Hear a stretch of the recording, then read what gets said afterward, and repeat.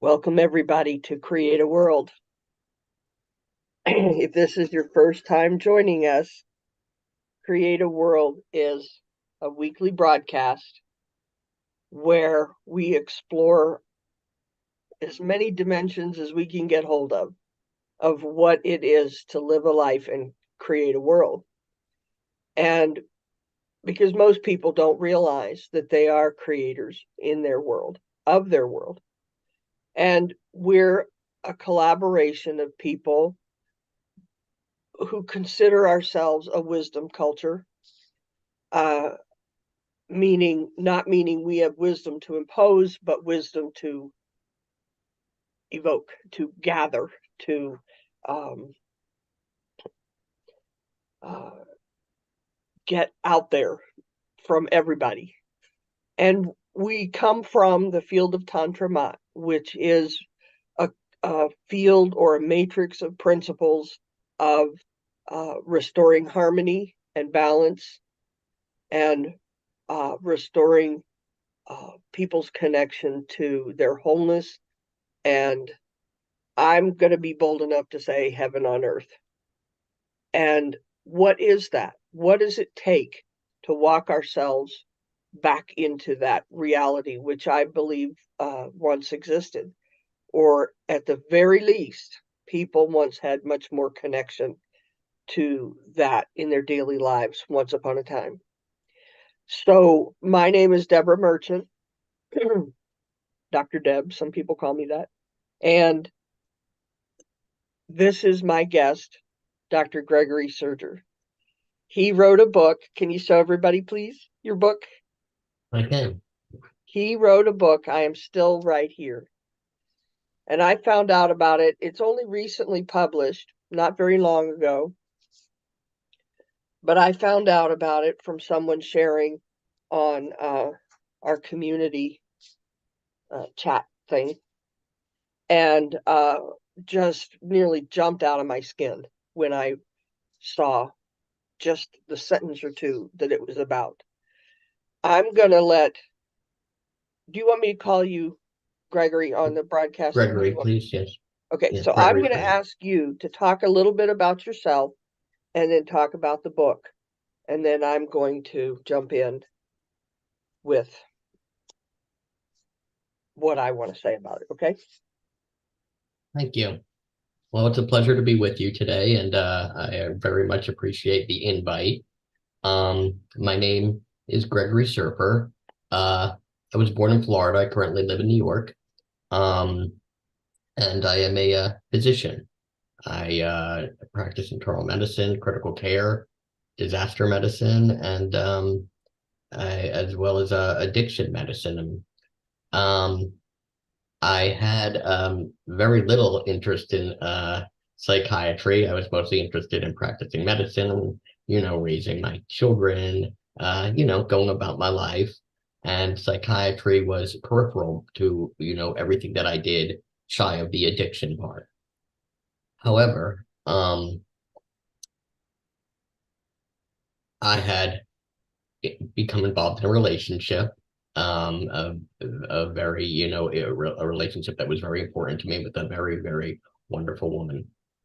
And it turned out that she has borderline personality disorder, which is a very highly stigmatized, but very misunderstood disorder. Mm-hmm. Um, and it is oftentimes difficult to diagnose, manifests in very different ways. People are reluctant to treat it because the patients can be difficult. However, the people that have it are usually wonderful. Um, it often stems from a combination of a certain type of brain anatomy and physiology, as well as trauma in childhood. We had a interesting ride together. We have an interesting ride together. But at one point, the most interesting part of that ride, which I had, lived with, which, well, I guess we had lived with for many, many years, I decided, you know what, I need to get this out. And that was in the inception of the book. I decided that I wanted to write a book about it. I asked her opinion about that. She didn't have much of one. She at first she was a little bit, afraid, but and said I would change our names, which I did, and semi-fictionalize a certain part of it. But outside of that, I made a memoir to get it off my chest, to get it out there, and to help people who are both going through this disorder, primarily from the point of view of the people that have it, as well as the people who love those that have. And in May of 2023, I'm sorry, 2022, excuse me, May of 2022, I started writing it. In October, I finished writing it of that same year. And then 2 months later in December, which is just shy of a year ago, it was published. Yeah. Remind me to ask you about what well, no, I'll just do it now. What is the impact you've noticed? What are the comments people make to you or the feedback you get from readers? Oh my, it's incredibly moving. I get thank yous. I get finally there's an explanation. I get uh, all types of gratitude for both the empathy of it, the sympathy of it, and the explanation that it provides. Um, I decided to write the book in an unusual way. I wrote it from basically 3 points of view. Mine, which is the story. Um, then at the end, I put a discussion, which I wrote, but I put it from the point of view of Julie, the girl with borderline personality disorder. Um, and then there is a part in the beginning when there's, basically a third person omniscient, point of view, very briefly. So you get to see it from many different angles, and it gave people answers that they were desperately searching for and comfort that they desperately needed. So I get a lot of thank yous and a lot of this explains so much. I can relate to this so well, because it's a journey many people have shared. There are differences because of individual differences in people, but the disorder often manifest, though it can manifest quite differently, it tends to elicit the same emotions across the board. Yeah. It can be really difficult, as you said, but I want to get into more of talking about that from my perspective. I don't know very much about the biological component which you have named. From my perspective, it's when there is such severe trauma and which could be neglect, it can be horrific actions on the part of caretakers towards the child. The term is attachment is disrupted, meaning your trust in yourself, life, and others is severely disrupted, and results in,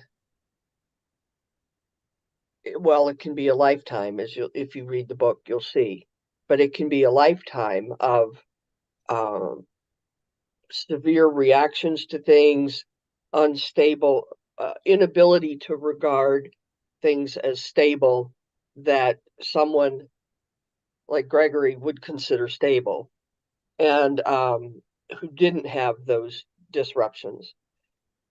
And the characterization is brilliant.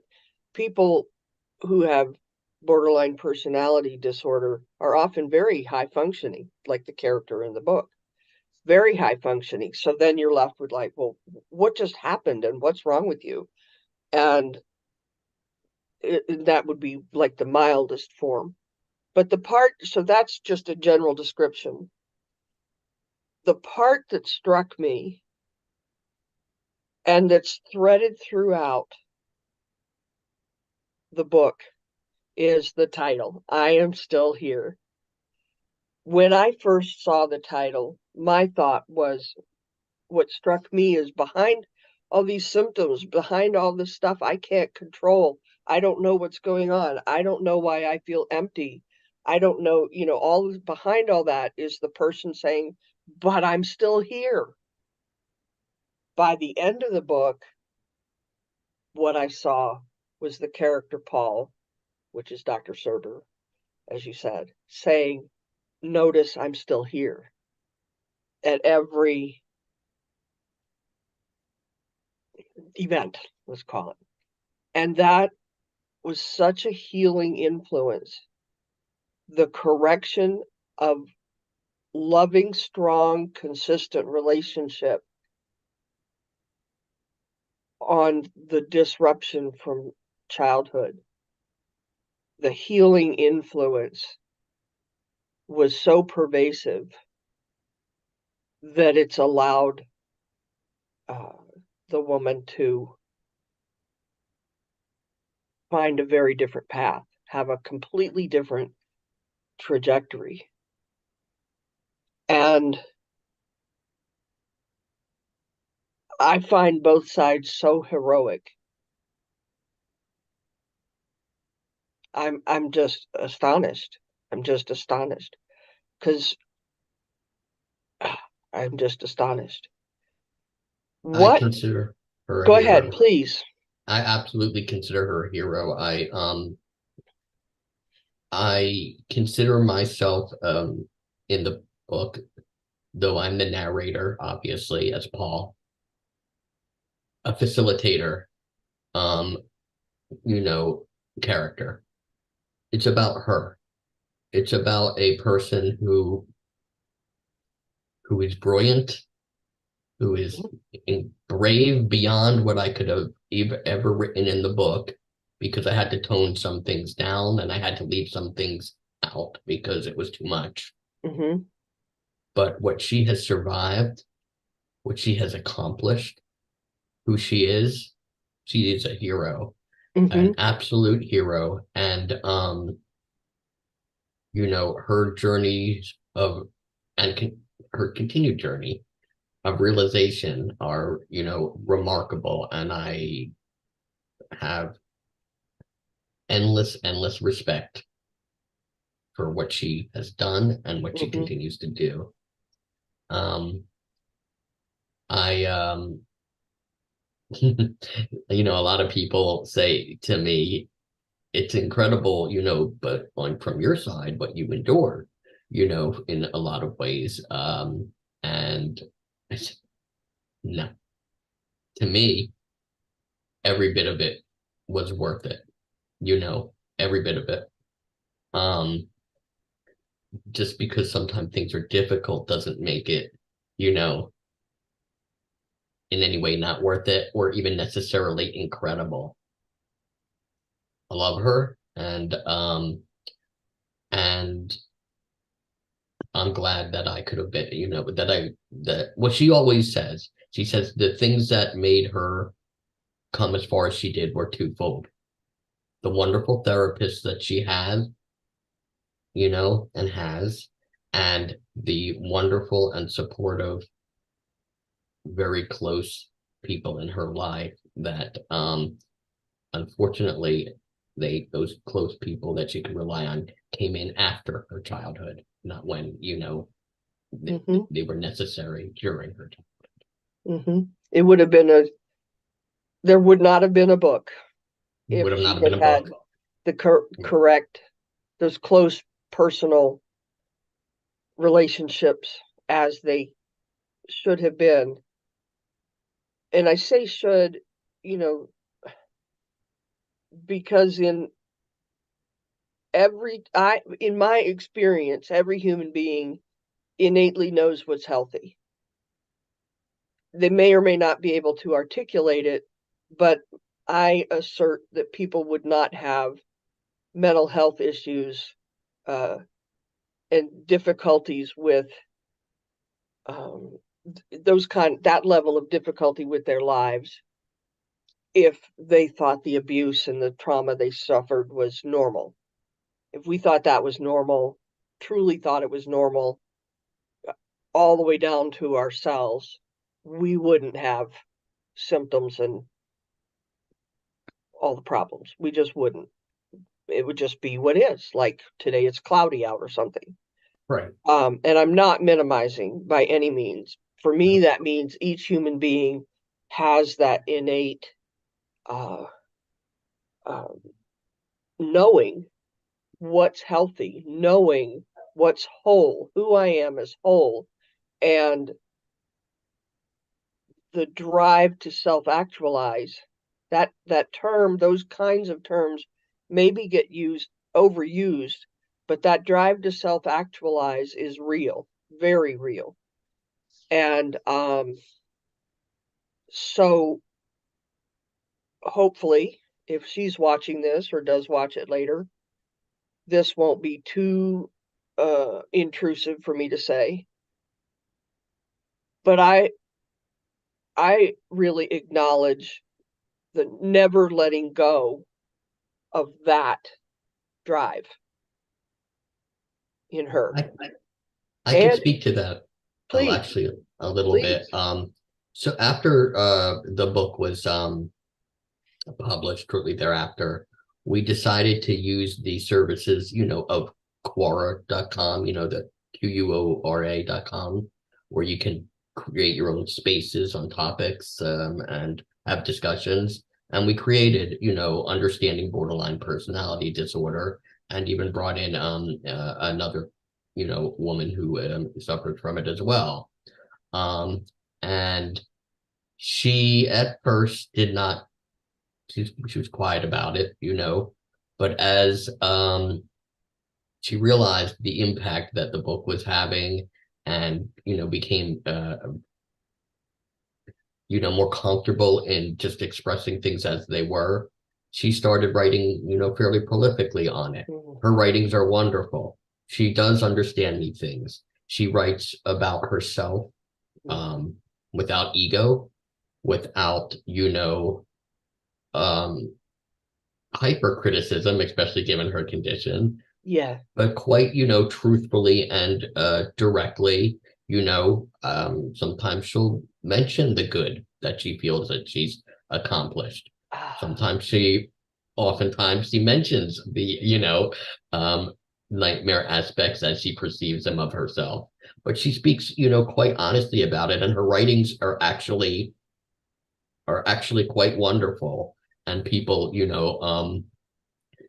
really like them. She writes topics across the board, whether it be about her last writing was about her therapy, her combination of cognitive behavioral therapy and schema therapy. And she wrote a mm-hmm. brilliant, piece on that.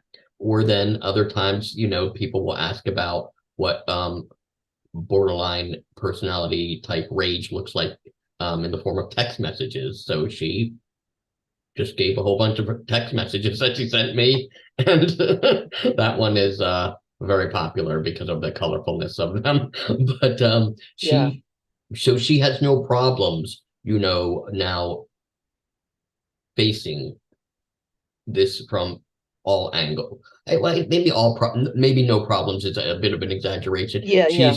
She's at a level of comfort in facing, the disorder and herself from most angles. That's brilliant. That's really brilliant. I encourage people to go check that out. And as I was reading it, I was struck by a number of things. But one of them was you consistently said you had trained yourself to respond, not react. And I got a fly, it won't leave me alone. Uh, Respond, not react. And in her disorder, I don't want to use the word disorder. I think for that's a fair term. She uses it like that. okay, okay. It's almost impossible not to react until you get to a certain point of healing. It's almost impossible. And what can trigger you can be very subtle, or I mean medium subtle.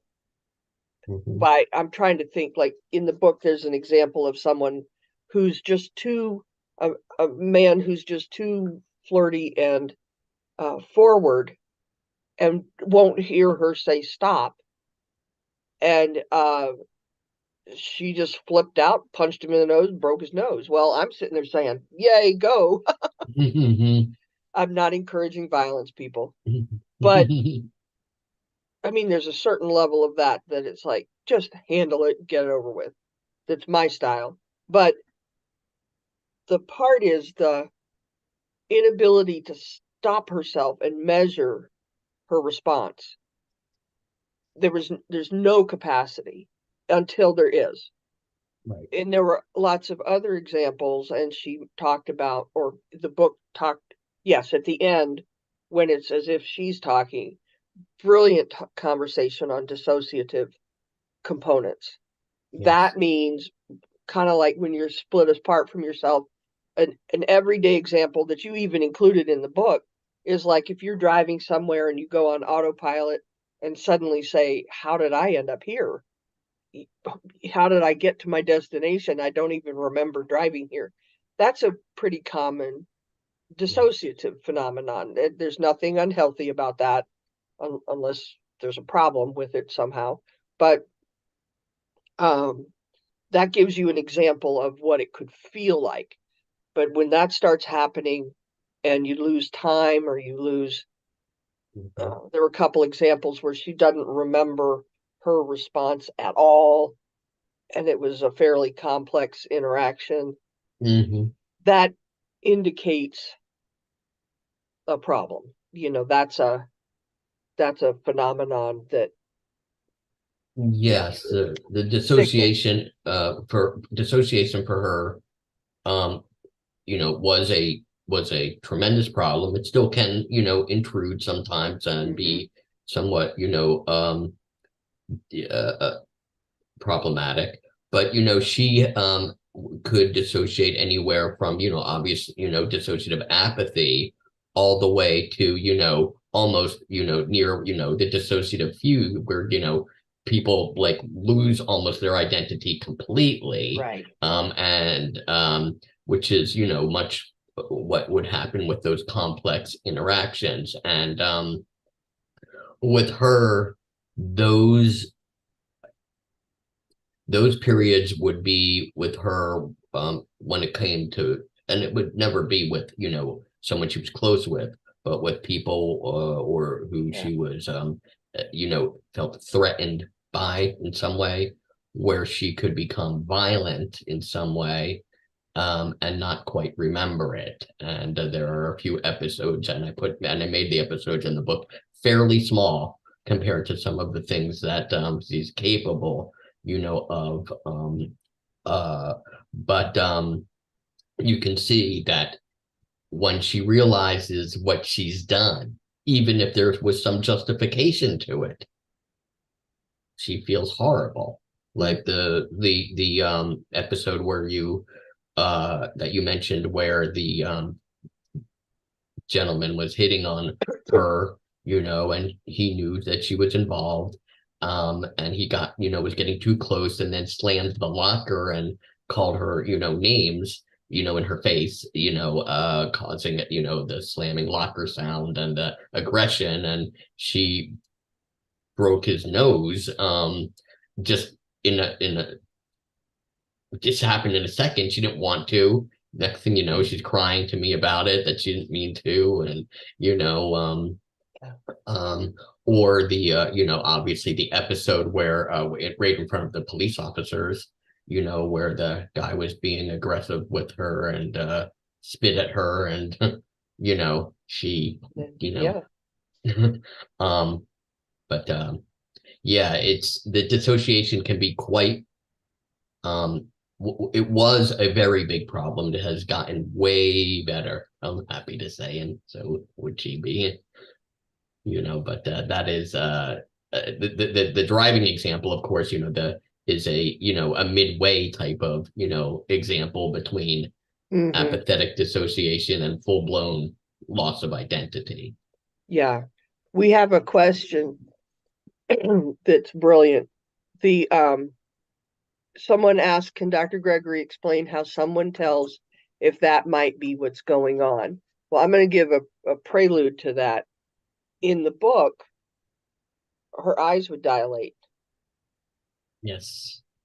and that is the physiological response to her experience of trauma, whether it was words from a person or a perceived interpretation of interaction, what that meant, which wasn't, it was never, in those instances, it was never an accurate interpretation, but it was based on, the deep fears of being abandoned. And there were other things that would trigger her based on her experiences that so there were certain physiological things that were noticeable, but I'd like you to Absolutely. say a lot more to respond to that question, please. So what would happen with her, and I noticed it very early on, even before we became a couple, was when she seemed to get angry or agitated.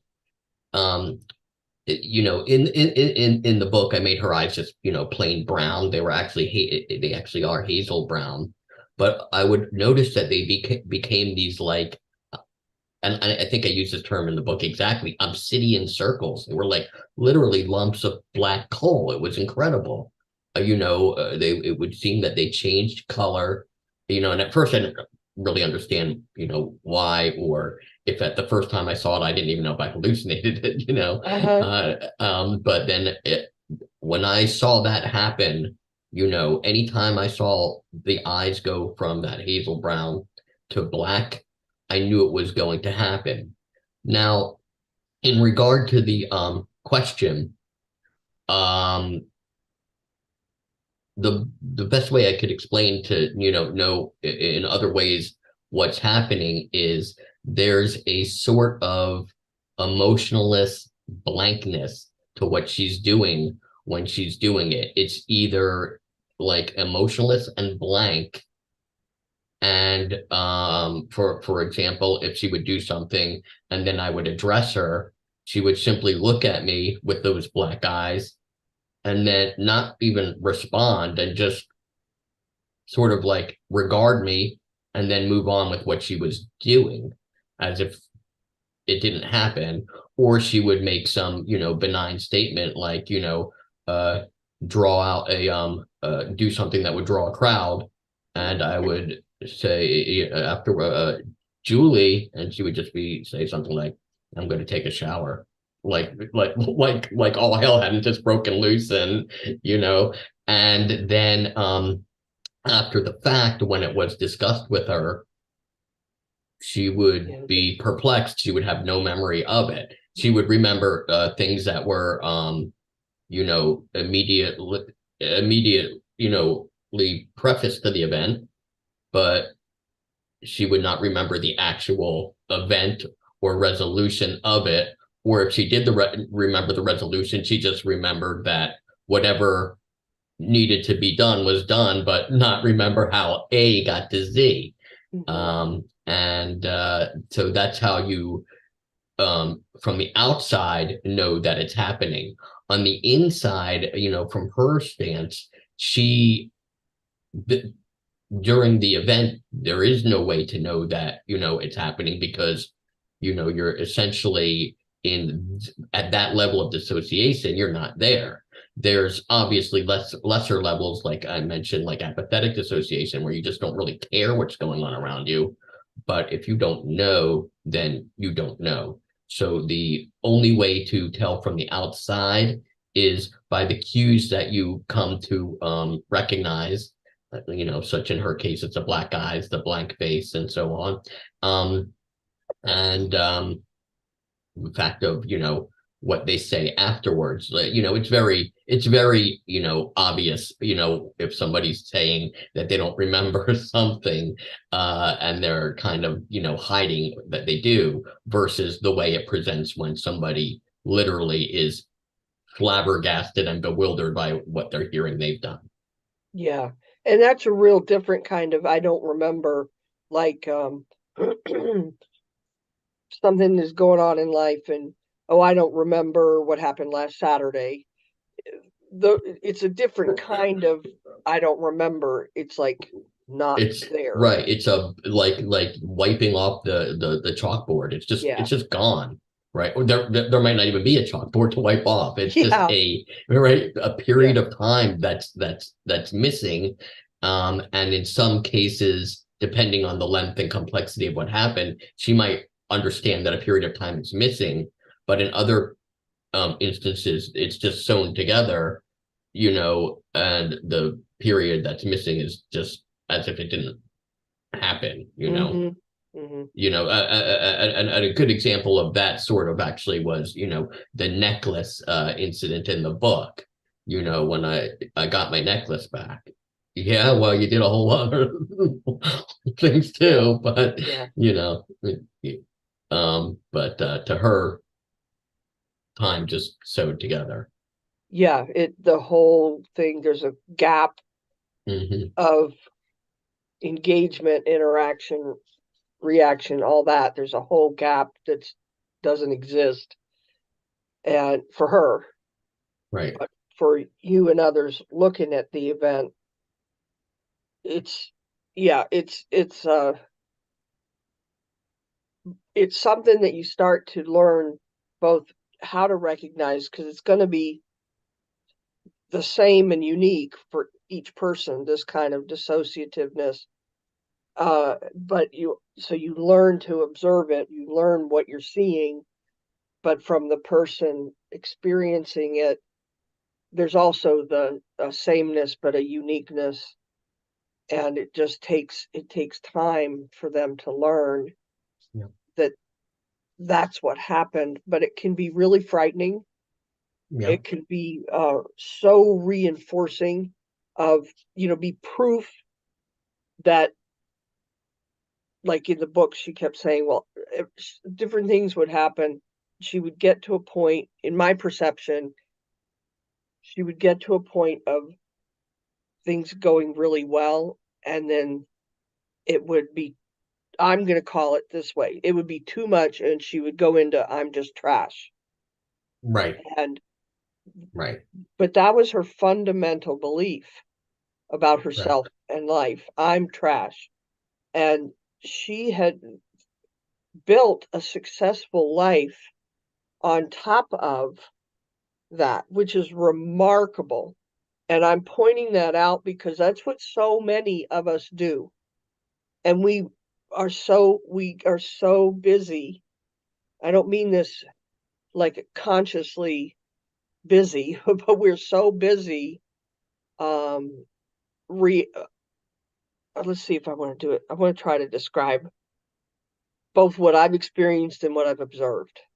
We're so busy managing, but I'm just trash, and I'm going to prove it's not true. But somewhere even under the I'm just trash is that little bit of self that says it isn't the truth. And we build these successful lives, but on top of I'm trash, it can only go so far.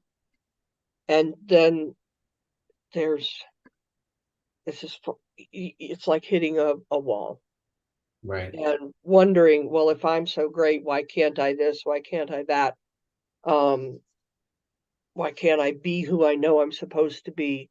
It is really distressing.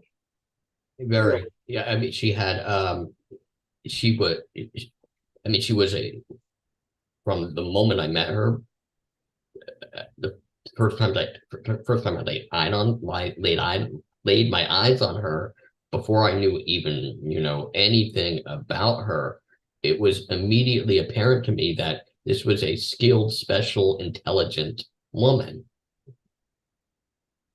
And in her mind, she was worthless because that's what she had been taught, from as long as she could almost remember as a child, Mm-hmm. well into her, well, almost all the way through her teenage years. And that's the only message that she ever knew. And so this absolutely stunningly beautiful, highly talented, very incredible woman,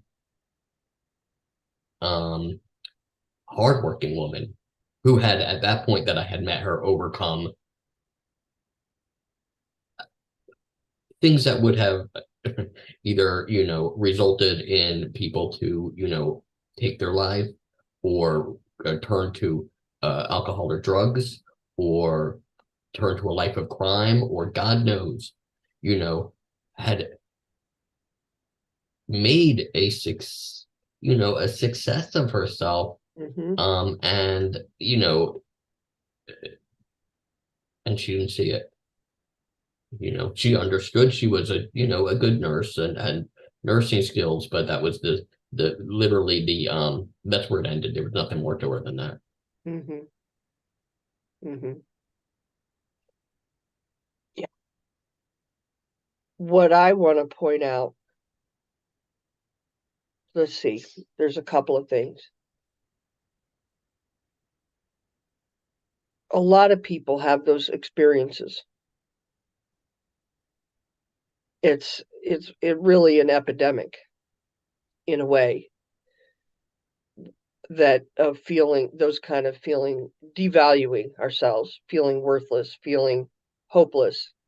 I don't know if she felt hopeless or not. I didn't see much of that in the book, but I would imagine that there would be times of it, being as intelligent as she is, of just hitting, why can't I? Why can't I? Why can't I?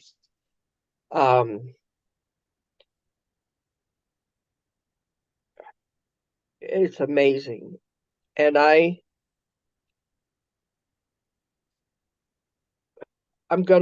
circling back to the part of I am still here that was you.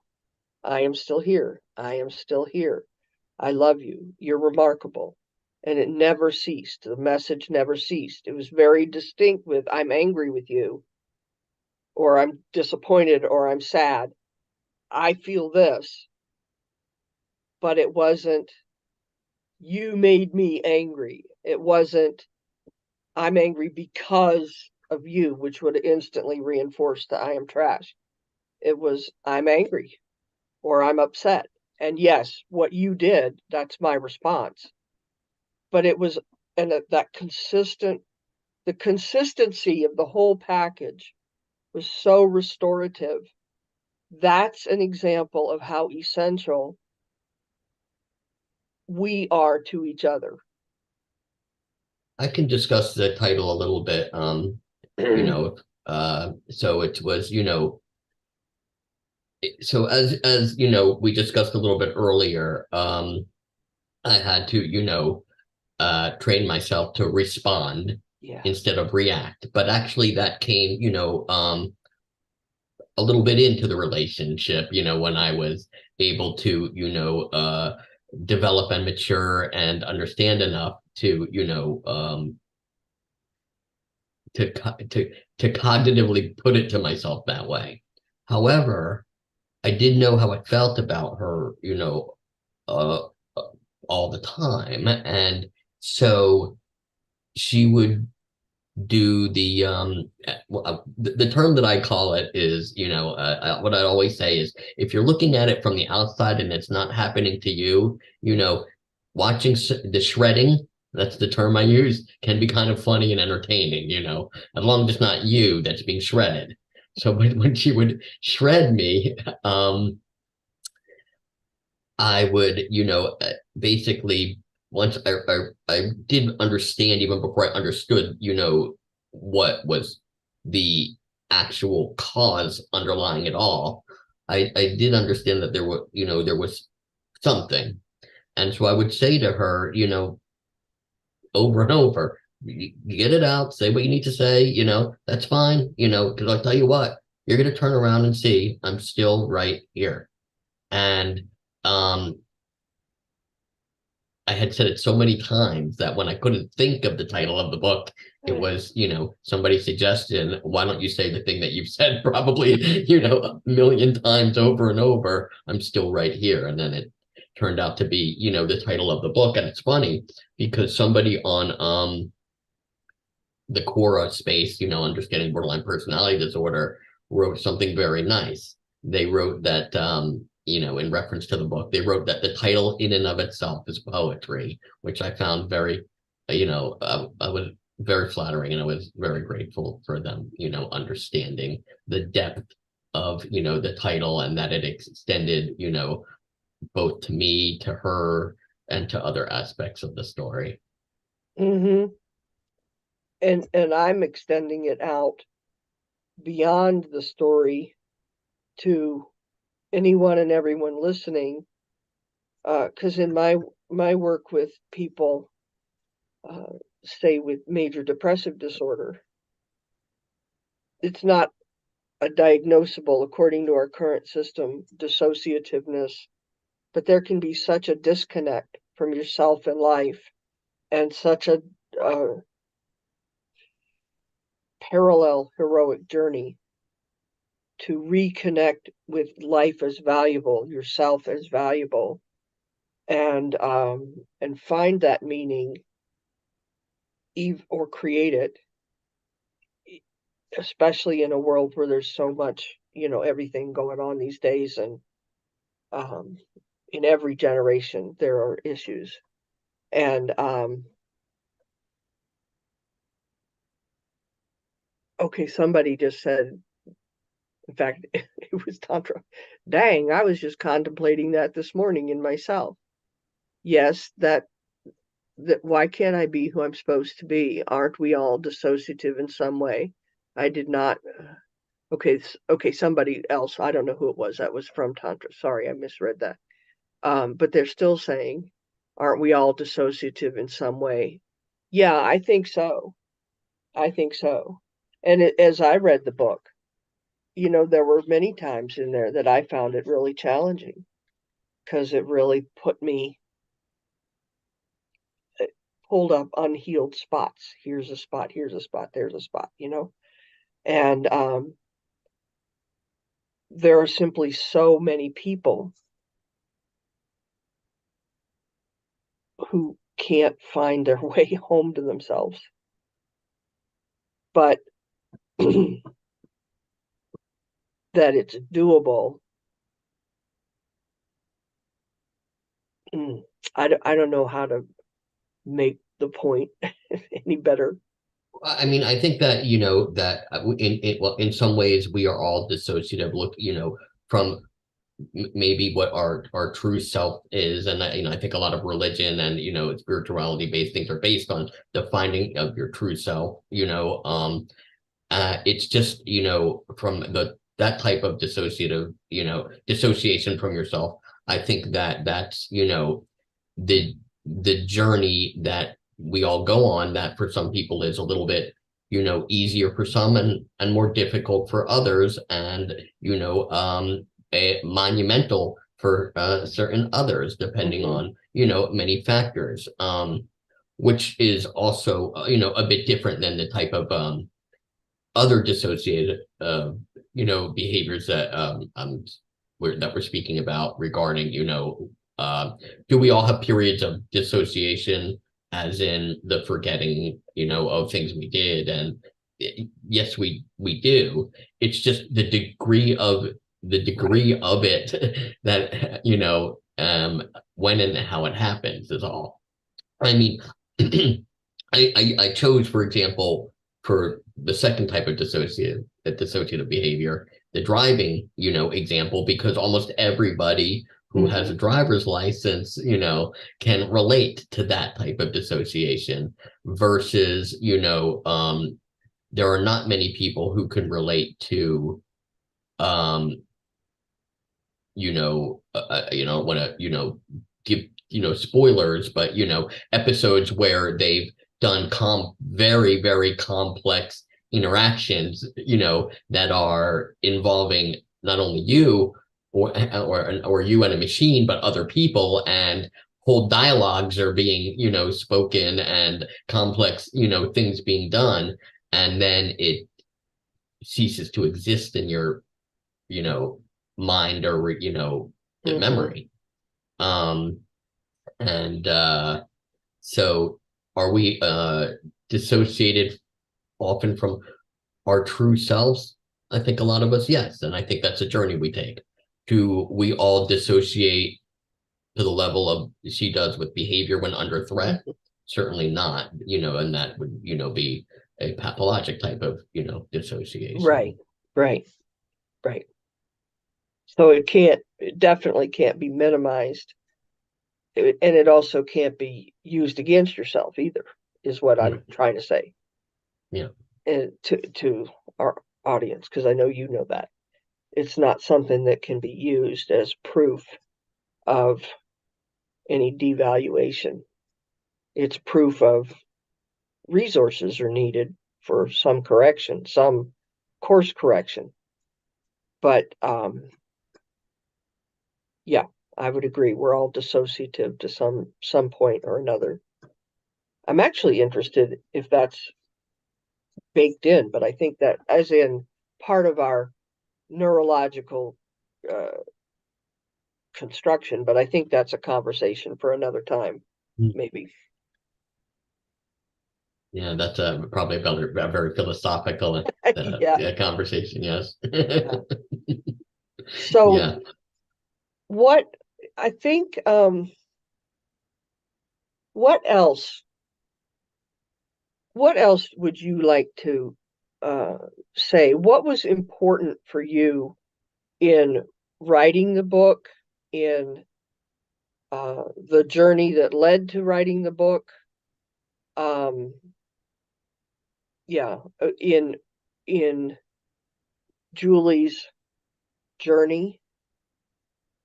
I think it If was you could important share. to, I Go think ahead. I think one of the very important things, for me, you know, uh, and ultimately for her, was to get borderline personality disorder is a extraordinarily misunderstood, underdiagnosed, or misdiagnosed condition. Most people haven't the foggiest idea what it is. However, it does oftentimes conjure up images that are um, profoundly negative. Um, and so it was very important to me that, given the relative, frequency by which it occurs, the disorder, uh, and the frequency by which people are going to come into contact with it, whether they realize it or not, um, that people have an understanding of both what it is, what it isn't, and why it is, to the best of our understanding. And I also wanted them to understand that, yes, there are situations when dealing with borderline personality disorder where you can walk away with a exceedingly horrible taste in your mouth from it.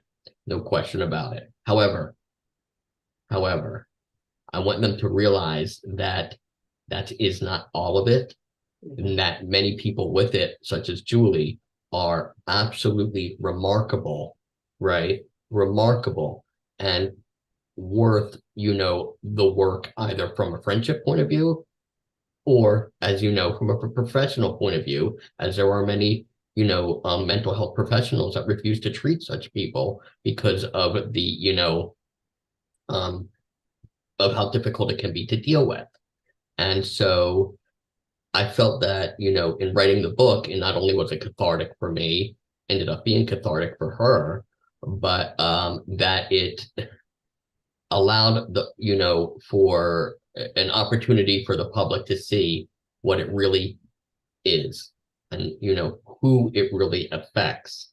There are people who say the most horrible things about people with borderline personality disorder. Mhm. Because especially the people who have experienced a discard, you know, Yeah. and which is obviously right after the prologue, how the book opens up. And it's painful and difficult to deal with. However, there's a lot underlying, what happens. And oftentimes, not always, but oftentimes there are ways to work through that. There are ways to work through the rage. There are, and I just want, I think ultimately I wanted people to know better what this highly misunderstood, highly stigmatized disorder really is. Hmm. And I Yeah. take that to my. Yeah. And I want to, um, I want to focus on, we got 10 minutes, so I want to go back to what you're calling the discard. One of the strongest features and maybe most notable, like the minute you see it, it's like, think, oh, I wonder if this is what's going on. The that what you say, what you mean. I'm going to say what I heard you, what I hear about the discard, then you say more. It's when you're going along, you're having your relationship, and something happens, and suddenly, boom, you are now vilified. You are now you cannot. The relationship is cut off because you're now the bad guy, and something happens that even it could be really subtle. It could be something that to that person is a big deal, to you might not be, but suddenly, because someone with borderline personality disorder needs to see, if they feel good with somebody, they need to see that person is all good.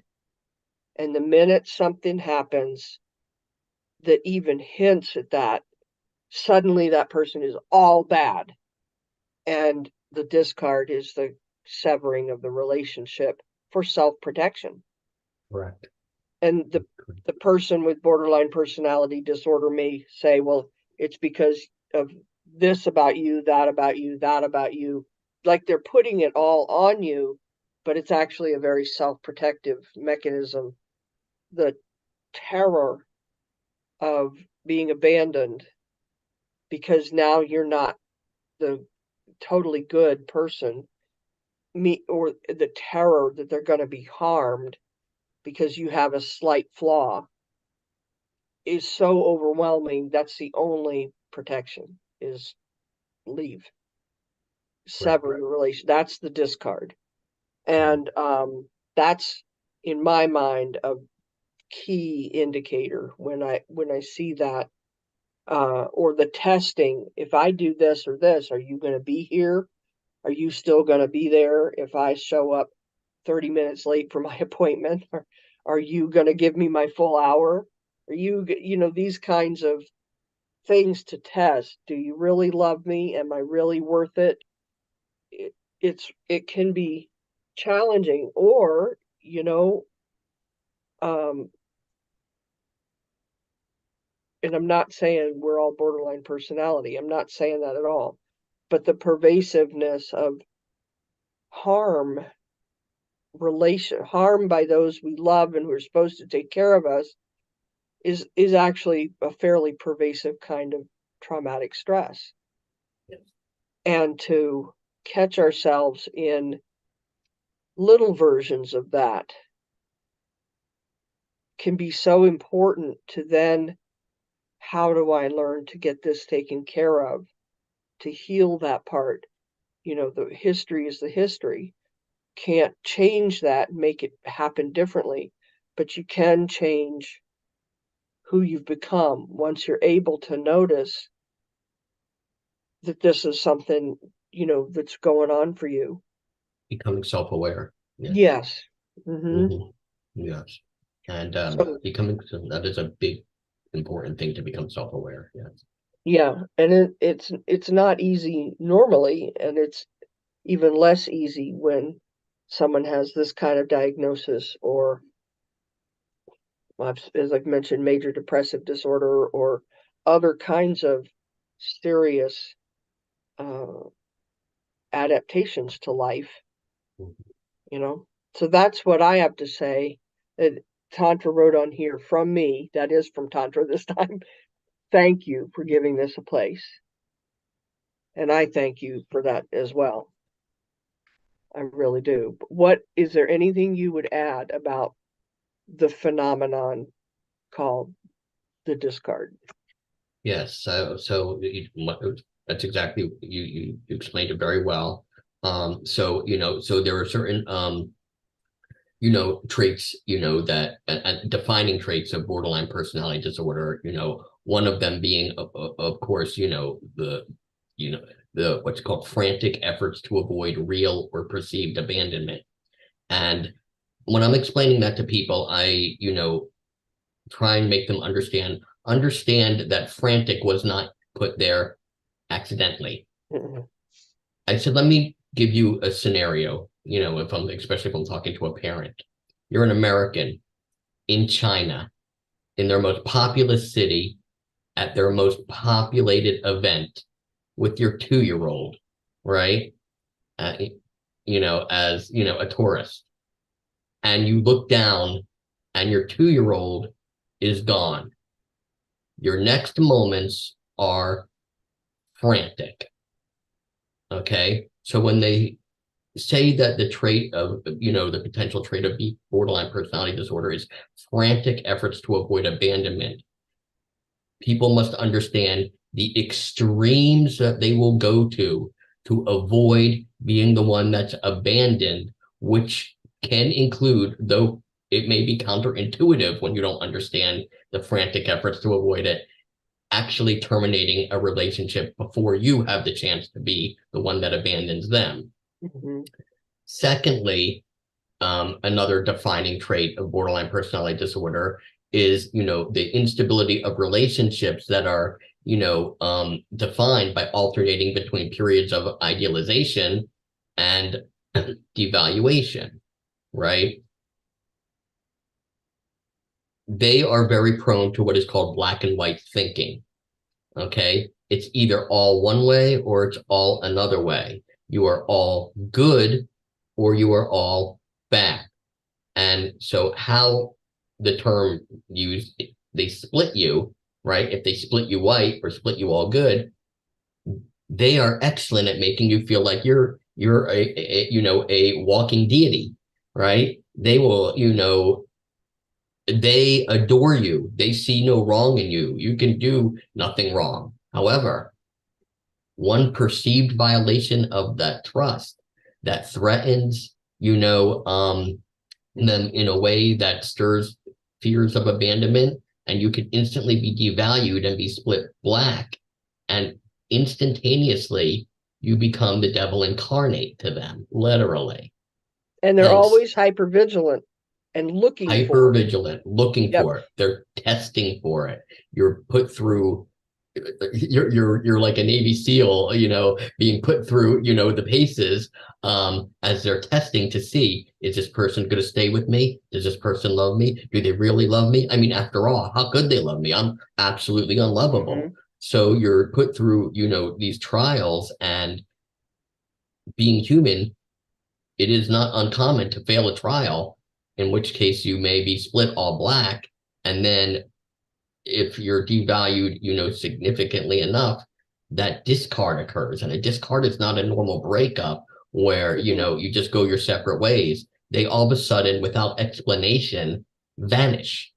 And the perception of that vanishing, or ghosting, as people like to call it now, is that it's an act of cruelty and sadistic, emotional, mental torture, but it is not. It is because at the same time that this is happening, somewhere within them, they also realize that they're not doing right, that they're doing wrong. And so guilt and shame, build up, which is a horrific, intolerable feeling for them. So they can't even bring themselves to engage with you, because number one, it will elicit the feelings of guilt and shame, but then number two, it will also elicit the feelings of love that they can't face right now, because Right. it's they have this now dichotomy and it's a that causes severe anxiety because I can't love them and I can't Yep. hate them at the same time, and it that causes stress, and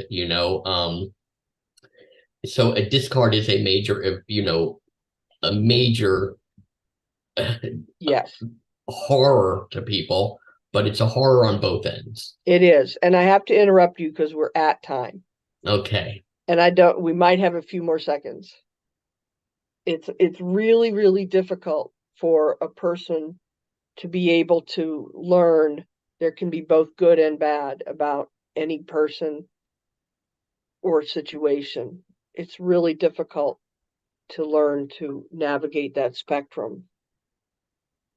But you, okay, I think I need to stop. I could go on with this for a long time, but thank you so very much my for pleasure. coming Thank you. on, providing all that you have provided, and as Tandra said, for giving this phenomenon a place, Thank including the you. phenomenon of never giving up on oneself or another.